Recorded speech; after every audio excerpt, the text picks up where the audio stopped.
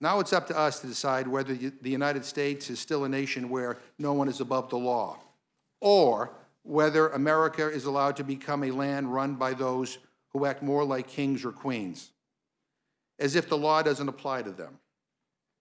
You know, it's no secret that President Trump has a penchant for cozying up to notorious dictators.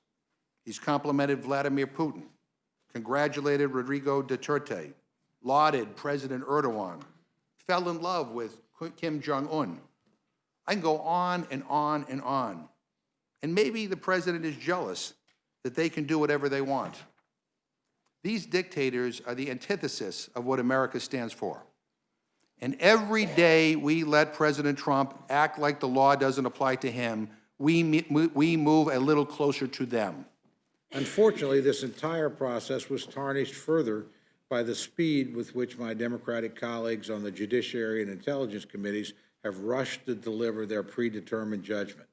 To impeach the president for something, anything, whether there are stones left unturned or whether there is any proof at all. There's no way this can or should be viewed as legitimate. Certainly not by Republicans whose minority rights have been trampled on every step on the way, and certainly not by the American people observing this disastrous political show scene by scene. We've requested several documents and testimony from members of this administration. And what has the president and his administration done in response? Nothing. I think it's important for people to understand, just for the record, requests for documents from the State Department, ignored. Requests for documents from the Department of Defense, ignored. Requests for documents from the Vice President, ignored. Requests for documents from Giuliani associate Lev Parnas, ignored. Requests from documents from Giuliani associate Igor Fruman, ignored. Requests from documents from the White House, ignored. Requests from documents from Rudy Giuliani, the president's lawyer, ignored. Requests from testimony of former National Security Advisor John Bolton, ignored. Requests from the testimony of White House Chief of Staff Mick Mulvaney, ignored. And here's a list of all the requests that have been made. The red marks are basically to demonstrate noncompliance, that they have been ignored. I think this is what you call obstruction, plain and simple. And in fact, the only people that have complied with our requests have been patriotic public servants, many of them defying instructions that they not comply. When you're the tyranny of a clock and a calendar, nothing else matters. It's like what's going to happen here in the holidays is you're getting close to that day and you're supposed to give that gift. Nothing else matters. You just got to go get it. And it's the last minute. If you don't have anything, Mr. Ace, I bet you've done this. You go out and you just buy the first thing you get. And this is what was happening. The clock was running out, so they found a phone call they didn't like. They didn't like this administration. They didn't like what the president did. They tried to make up claims of that there was pressure and all these other things that they've so outlined in the report. But at the end of the day, it's simply last-minute Christmas shopping. They ran and found something. They said, we can do it, but no crimes. None in the articles. Abuse of power, in which any member can make up anything they want to and call it an abuse of power. We all know what they teach you in law school, which is if the facts are against you, you pound the law. The laws are against you, you pound the facts. If the law and the facts are against you, you talk about process and you pound the table.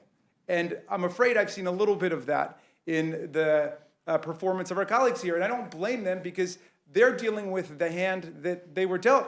We have 17 fact witnesses, and all of their depositions and all their testimony was published, all part of the report. Everybody can find it. And all of their testimony is essentially unrefuted and uncontradicted. It tells one story, which is the President of the United States conducted a shakedown of a foreign power. In my view, we've established the Intelligence Committee process was substantially flawed and procedurally defective. That's my view, I underline.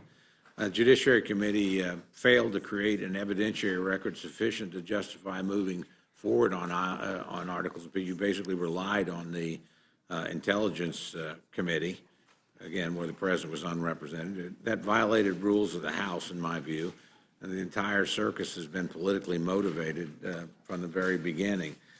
On the obstruction of Congress charge, it's uncommon for the is it uncommon for the, and I ask this to both of you, uncommon for the executive branch to push back against requests for information from Congress?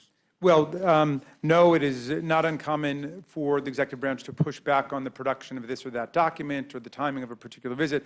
What was absolutely breathtaking in its unprecedented and radical nature was this president's determination to shut down all discovery. They did not produce a single document to us, Mr. Cole, that was subpoenaed in this process, and the president essentially ordered everyone in the executive branch not to cooperate with us. Yes, excuse me, I don't want to cut you off. But I think that's a dramatic escalation in kind and in degree over anything that's ever been seen before. And that includes Richard Nixon, who I think tried to block 7 or 8 particular requests, like the Watergate tapes, and that in itself became part of the case against him for abuse of power.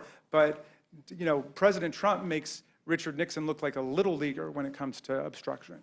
Mr. Collins, same thing. Do you think it's unusual for an administration to push back against congressional subpoenas? And No, it's common.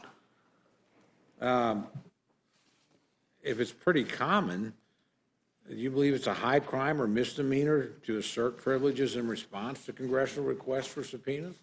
Not, it is. And again, I want to go back and just give a little bit of history since we've had history lessons here from Ms. Rather. And even in our own committee this year, what's been really interesting is it's been a total, just walk toward impeachment the whole time. But what was interesting in our committee is we would send subpoenas, or we would, again, we sent out letters and stuff, and we never followed up on. But also one of the interesting things about our committee is we never engaged, for the most part, with the agencies for documents. But what I thought was really interesting was Mr. Schiff in the Intelligence Committee, while we were still struggling during Mueller and some other times, Mr. Schiff actually negotiated with the Department of Justice and actually got documents released that our committee couldn't. The House Foreign Affairs Committee, Elliot Engel, who is one of the quieter chairmen, but one of the more effective, in my personal opinion, from across the aisle, had engaged all year with the administration on ways to get documents. It's a matter of how you go about it, and to say that this is just unheard of is just not right. Well, I mean, please. you would concede that there are other episodes of corruption in the business career of Donald Trump and in the political career, no? That are not at all part of this process. And so, I mean, I don't know if, look, there are patterns of conduct and behavior that have been noticed. One of them is extremely relevant to this investigation. That's what took place in 2016. That's when Donald Trump essentially invited in Russia. The whole world heard him say it, invited Russia to come into our election. He welcomed their interference. The special counsel of the Department of Justice found more than 100 contacts between the Trump campaign and Russian nationals there. And then when it began to happen, the president moved to obstruct the investigation. And that's in the Mueller report, which we talked about today, all of those episodes of corruption. So there is a pattern of evidence. And I don't know, look, when Bill Clinton got impeached for what he did, you could certainly find Republicans who'd been calling for his impeachment for several years for other stuff. There were conspiracy theories about him going on for years. That doesn't necessarily discredit what happened in the impeachment of Bill Clinton. You've got to take it on its own terms. That's why we're trying to get back to the facts of what took place here with the Ukraine shakedown. I think you're mistaking my intent. I was not citing comments that you'd made in the past to put you as a never Trumper whose sole purpose was to reverse a legitimate American election. That was not my intent. My intent was to mention you as someone who's a thoughtful legal mind who had other legal concerns going back for years. And when folks say, Rob, what do you mean this process is rushed? We've done it over just under 90 days. Isn't that long enough? Well, no, that's faster than any other process. That's faster than we've got a response from the Justice Department when we ask for our Fast and Furious documents. But what it isn't is a complete process, I think, by your own testimony here, that there's more that we could have done that we didn't do. The president himself said, when asked in public, what would he have the Ukrainians do?